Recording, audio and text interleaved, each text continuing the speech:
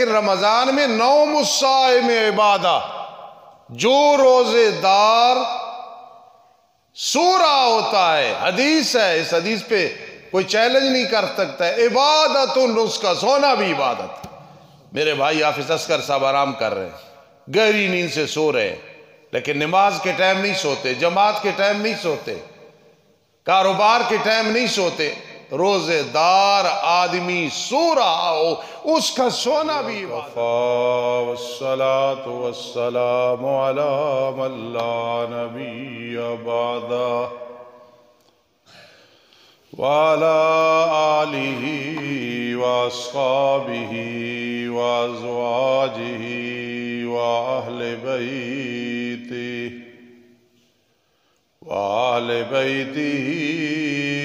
وأحبائه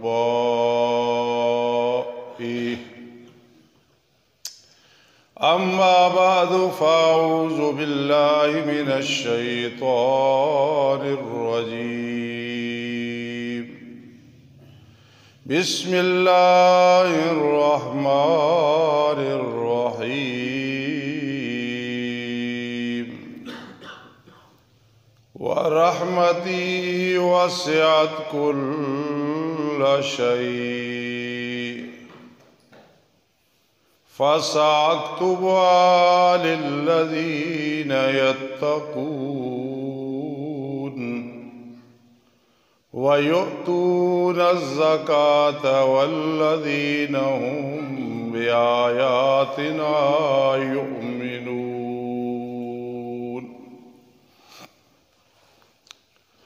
سبحان ربك رب العزة عما يصفون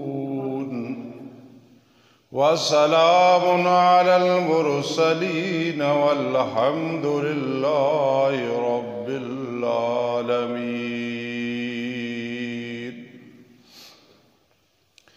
اللهم صل على سيدنا محمد وعلى آل سيدنا محمد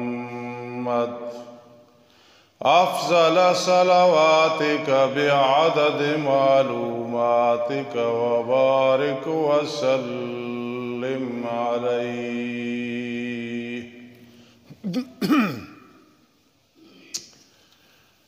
محترم سامعین کرام، آج کا موضوع اور عنوان ہے رحمت کے اسباب۔ چونکہ رمضان المبارک کے 3 عشرے ہیں، پہلا عشرہ پہلے 10 دن رحمت والا ہے، اولہ رحمہ، اور درمیانہ عشرہ ہے مغفرہ، بخشش والا، اور آخری اور تیسرا عشرہ ہے عتق من النار، جہنم سے چھٹکارا حاصل کرنا، نجات حاصل کرنی، یہ آخری عشرے میں ہوتا ہے۔ اسی لیے پہلے عشرے میں اگر اور عربی میں دعا نہیں آتی تو آدمی اگر صرف یہ کہتا رہے رحمت رحمت رحمت رحمت رحمت، تو یہ بھی ایک اللہ کے نزدیک دعا ہے۔ یا حی یا قیوم برحمتک نستغیث، استغیث کے بجائے نستغیث میں ساری امت آ جاتی ہے، اس لیے یا حی یا قیوم برحمتک نستغیث۔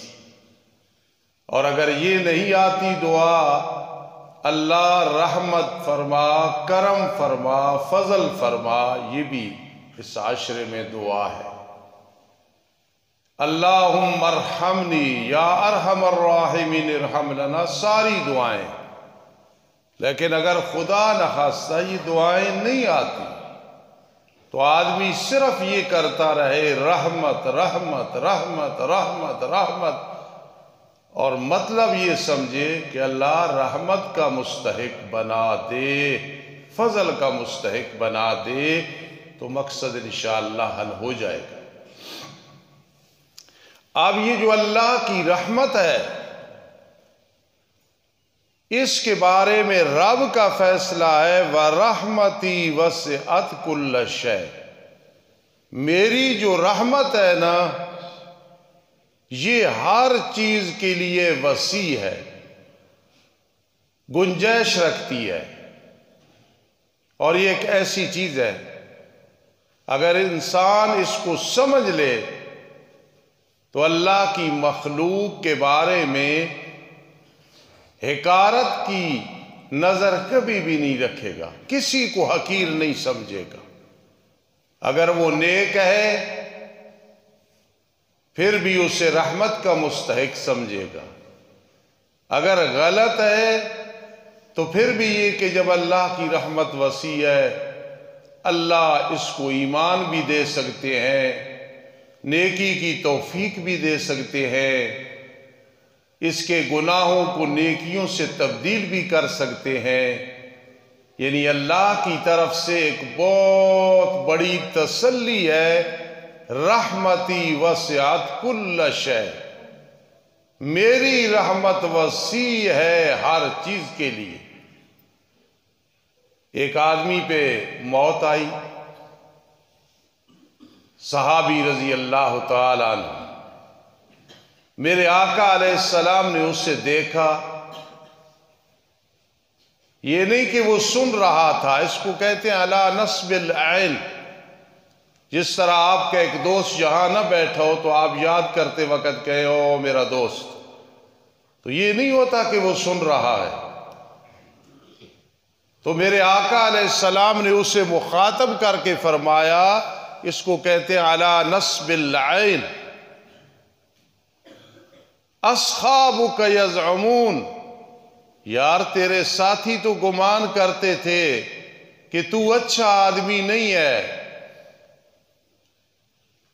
لیکن تیری روح نے تو جا کے جنت میں ڈیرا لگایا ہے۔ اس کو کہتے ہیں کہ اللہ کی رحمت، رحمتی وسعت کل شیء۔ اب دیکھنا یہ ہے جو آج مجھے موضوع مفتی صاحب نے دیا حافظہ اللہ نے، کہ رحمت کے اسباب کیا ہیں، رحمت کیسے آئے گی؟ فَسَأَكْتُبُهَا لِلَّذِينَ يَتَّقُونَ، ان قریب ہم لکھ دیں گے اس رحمت کو، لِلَّذِينَ يَتَّقُونَ، ان لوگوں کے لیے جو گناہوں سے بچتے ہیں۔ نیک اعمال کرنے بہت بڑی سعادت ہے اور کرنے ہیں، لیکن اصل جو ہے اللہ کے ساتھ رابطے کا ذریعہ وہ ہے للذین یتقون، میں رحمت کرتا ہوں ان پہ جو یتقون گناہوں سے بچتے ہیں، جو اپنا معیار بنا لے کہ چھوٹے بڑے گناہ سب سے بچنا ہے، پرہیز کرنا ہے، بچنا ہے، یہ رحمت کا مستحق بن جائے گا۔ اس عاشرے میں سب سے بڑی بات یہ ہے کہ سچے دل سے گناہوں سے توبہ کرنا، اللہ کی رحمت کا مستحق بننا۔ الترغیب والترغیب ایک کتاب ہے حدیث پاک کی بڑی معتبر، صفحہ نمبر 50 جلد نمبر 2 میں حضرت تحریر فرماتے ہیں، رسول اللہ صلی اللہ تعالی علیہ وسلم کی حدیث، فرما اغزو تغنمو وصومو تصخو وسافرو تستغنمو، او کما قال النبی صلی اللہ تعالی علیہ وسلم۔ ایک سیکنڈ کی بات ہے، یہ میں نے پہلی دفعہ کتاب جب حاصل کی، کچھ کتابیں مطالعے کی ہوتی ہیں، کچھ استاد سے پڑھنے کی ہوتی ہیں، یہ پڑھی نہیں جاتی، یہ مطالعے کی کتاب ہے۔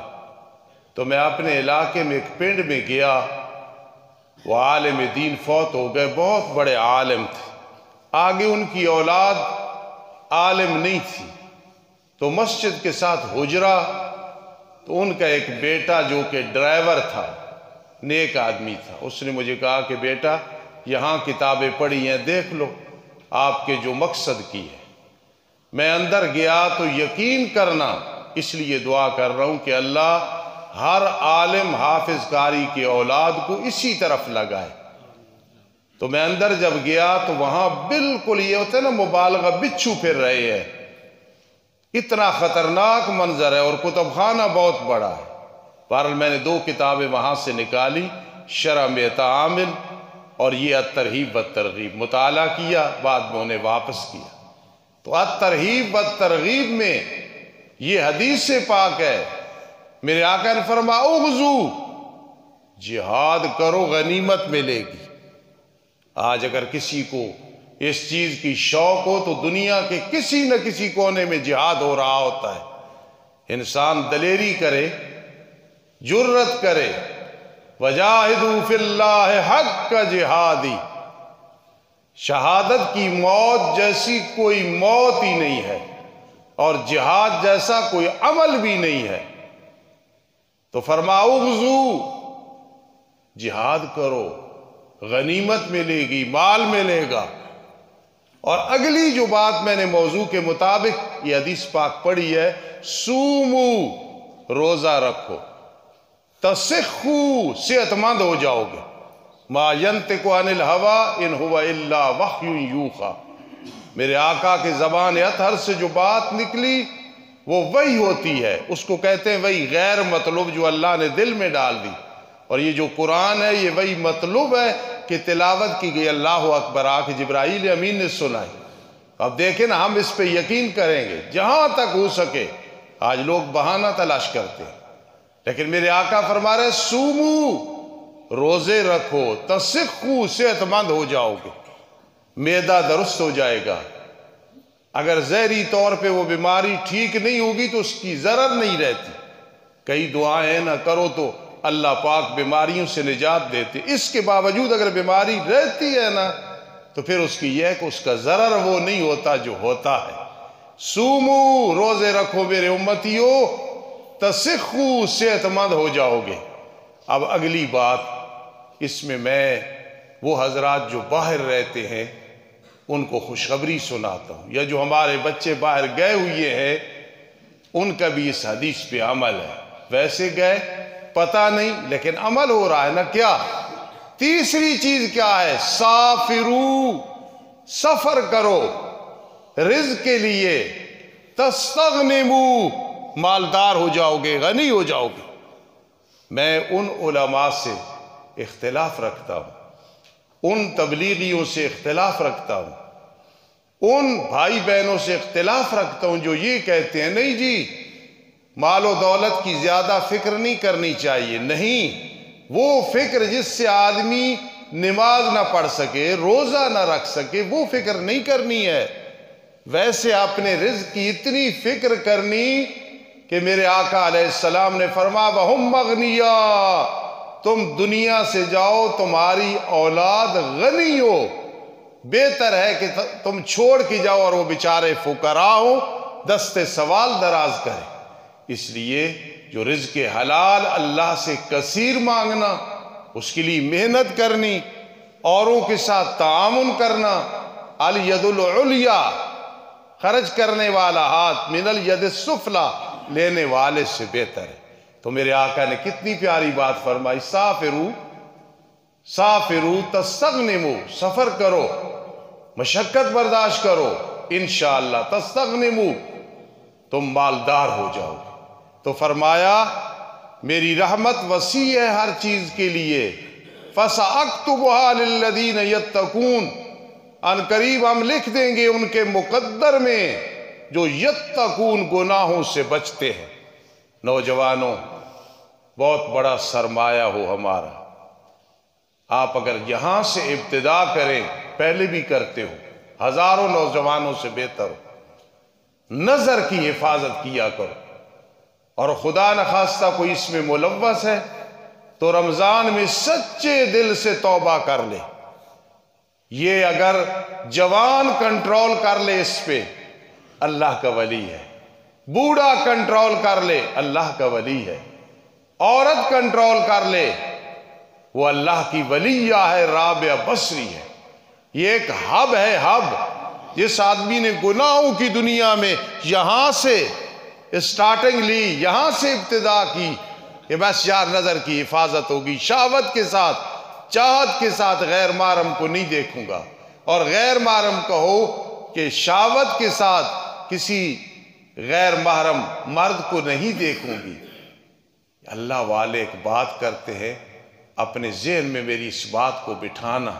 وہ کہتے ہیں کہ منگنی ہوتی ہے نا رشتے سے پہلے، منگنی کی، اس سے کوئی ساس سسر نہیں بن جاتے، بیوی نہیں بن جاتی۔ اگر کوئی کہے میری ساس میرا سسر اور نکاح نہ ہوا تو جھوٹ بنے گا۔ جھوٹ مذاق میں بھی ناجائز ہے، لعنت برستی ہے۔ بننے والا ساس، بننے والی ساس، بننے والا سسر، بننے والا داماد، بننے والی بیوی، یہ لفظ۔ تو یہ ایک منگنی ہوتی ہے نا، جو ایک میسج ہوتا ہے، پیغام ہوتا ہے، قربان جاؤں اللہ والوں پہ۔ وہ کہتے ہیں یہ جو غلط نظر کرنی ہے نا کسی کی طرف، یہ دل کا پیغام ہوتا ہے۔ وہ دل کا پیغام ہے غلطی کا، برائی کا، اور رب کائنات اس پیغام سے جو دل کا وہ دے رہا ہے، دیکھ رہا ہے مرد و عورت، فرما اس پہ اللہ کی سخت ناراضگی آتی ہے۔ اس لیے نوجوانوں، للذین یتقون، اگر تقوی اختیار کرتے ہو تو خدا را اس گناہ پہ کنٹرول کرو، اس کی برکت سے اور بہت سارے گناہوں سے انشاءاللہ چھٹکارا مل جائے گا۔ اگر آپ سے کو پوچھے کہ روزے کے کتنے مقصد ہیں تو آپ نے کہنا ہے 3 مقصد ہیں۔ رات ہی میں حدیث پڑھ رہا تھا، نوم الصائم عبادہ وصمتہ التسبیح۔ ترجمہ سن، نوم الصائم، میں حیران ہوں، یہ مقام علماء کا ہے، لیکن روزے دار رمضان المبارک میں مرد و عورت علماء جیسا مقام مل جاتا ہے، چاہے وہ فضیلت نہیں ملتی۔ کیسے؟ جب عالم دین آرام کر رہا ہو، صرف اس وجہ سے، سستی کی وجہ سے نہیں، اس وجہ سے یار دین کا کام کرنا ہے، ذرا آرام کر لیتے ہیں۔ حدیث میں آتا ہے جب وہ آرام کر رہا ہوتا ہے تو دریاؤ سمندر کی مچھلیاں، ہوا میں اڑنے والے پرندے اور فرشتے اس کے لیے دعا کر رہے ہوتے ہیں مغفرت کی۔ ایک بات تو یہ سمجھ آ گئی کہ علماء بھی گناہگار ہیں۔ میرے آقا نے فرمایا کہ آخر گناہ ہوتے ہیں نا کہ مغفرت کی دعا ہو رہی ہوتی ہے،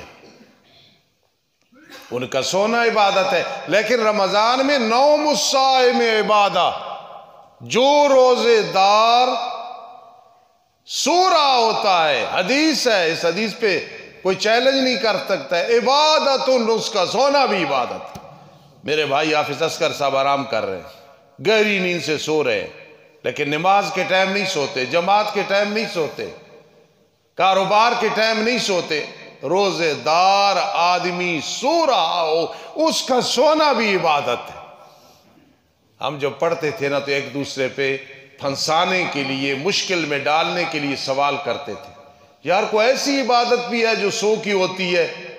پھر جو ذہین طالب علم ہوتے تھے، میں تو کوئی ذہین نہیں تھا، لائق نہیں تھا، استادوں کی دعاؤں نے یہاں تک پہنچا دیا، تو وہ جواب دیتے تھے ہاں ہے، نوم الصائم عبادہ۔ جب روزے دار سو رہا ہوتا ہے کہ رات کو تراویح پڑھنی ہے، سحری کے وقت اٹھنا ہے، پھر تہجد پڑھنے، وہ مرد و عورت کیسا خوش نصیب ہے، نوم الصائم عبادہ، اس کا جو سونا ہے وہ عبادت ہے۔ ہم کچی باتیں نہیں کرتے، پکی باتیں کرتے ہیں، حدیثیں وہ سناتے ہیں جو حدیث ہیں۔ اور پھر ایک اور فرما، وَسَمَتُهُ التَّسْبِیح، روزے دار آدمی ذکر کر رہا ہے تو ذکر کر رہا ہے، قرآن پڑھ رہا ہے تو قرآن پڑھ رہا ہے۔ نوجوانوں میں ایک بڑی خواہش ہے، کوئی ایسا نوجوان ہو جو یہ دعویٰ کرے، سچا دعویٰ۔ انشاءاللہ کوشش کرو کہ استاد جی 24 گھنٹے میں اتنے گھنٹے سویا، اتنے گھنٹے جاگا، جتنے گھنٹے جاگا اکثر میں قرآن پڑھتا رہا۔ ایسے لوگ موجود ہیں، نام نہیں لینا، ریاکاری دکھلاوا بن جاتا ہے، ایسے لوگ موجود ہیں۔ دیکھنے والا سمجھتا ہے کہ کوئی نہیں، پتہ نہیں ان کو سبحانک اللہ بھی آتی ہے کہ نہیں، پتہ نہیں ذکر کرتے ہیں یا کہ نہیں۔ وہ کتنا خوش نصیب ہے، دعوے سے وہ مرد و عورت کہہ دے استاد جی اللہ کے فضل سے نامہ اعمال میں اتنی دیر قرآن ہی قرآن ہے، یا کوئی کہے درود شریف ہی درود شریف ہے، استغفار ہی استغفار ہے۔ میرے آقا نے بڑی محبت سے فرمایا مبارک اسے جس کے نامہ اعمال میں بہت زیادہ ہو استغفر اللہ استغفر اللہ۔ تو فرمایا روزے دار کا سونا عبادت اور اس کا خاموش رہنا۔ آج یہ حنیف صاحب بیٹھے ہیں، آج یہ اشرف صاحب بیٹھے ہیں، سارے میرے بھائی بزرگ بیٹھے ہو، بیٹے بیٹھے ہو، خاموش روزے دار خاموش بیٹھا ہے، غلط سوچ نہیں ہے، صرف خاموش بیٹھا ہے۔ میرے آقا نے فرمایا تسبیح، وہ تسبیح بیان کر رہا ہے۔ اگر یہی کوئی سوال کرے کہ یار کوئی بتاؤ ایک آدمی خاموش بیٹھا ہے اور فرشتے لکھ رہے ہیں تسبیح، تو جواب کیا دو گے؟ یہ کون ہے؟ یہ وہ ہے جو روزے دار ہے، بس خاموش بیٹھا ہے، تھک گیا ہے، یا اور کوئی لفظ نہیں آتا، بس سوچ میں بیٹھا ہے، اللہ کی یاد میں بیٹھا ہے، تو سمعتہ التسبیح، اس کا خاموش رہنا بھی لکھا جاتا ہے کہ یہ پڑھ رہا ہے التسبیح، سبحان اللہ سبحان اللہ سبحان اللہ سبحان اللہ۔ ایک اس کے لیے 3 مقصد ہے روزے کے، لعلکم تتقون، گناہوں کو چھوڑو، لعلکم تشکرون، شکر ادا کرو، لعلہم یرشدون، گمراہو سیدھے راستے پہ آ جاؤ۔ کوئی بات نہیں، اگر گناہوں میں لگے رہے سچے دل سے توبتاً نصوحا کر دو، فرما ہم تمہارے آنسو ندامت والے اپنی رحمت کی چادر سے صاف کر دیں گے اور تمہارا نام تبدیل کر دیں گے۔ اب تم کیا ہوگے؟ التائب حبیب اللہ، تم اللہ کے محبوب بن جاؤ گے۔ اور فرما دوسری چیز ہے جن کے مقدر میں ہم رحمت لکھتے ہیں، وَيُؤْتُونَ الزَّكَاةَ، جو زکوٰۃ ادا کر، جو فرقے شیعہ وغیرہ زکوٰۃ کے منکر ہیں، میں کیچڑ نہیں اچھالتا، میرا نہ یہ ذہن ہے، لیکن آپ خیال کریں یتقون، تقوی ہوگا، دوسری فوراً ہے وَيُؤْتُونَ الزَّكَاةَ، زکوٰۃ ادا کرتے ہیں۔ خدا را حساب صحیح کیا کرو، زکوٰۃ ادا کیا کرو۔ یا ابن آدم انفق انفق علیک، جب آدمی اللہ کے راستے میں خرچ کرتا ہے اللہ اس پہ خرچ کرتا ہے۔ والذین ہم بآیاتنا یؤمنون، جو قرآن کے ساتھ ایمان رکھتے ہیں۔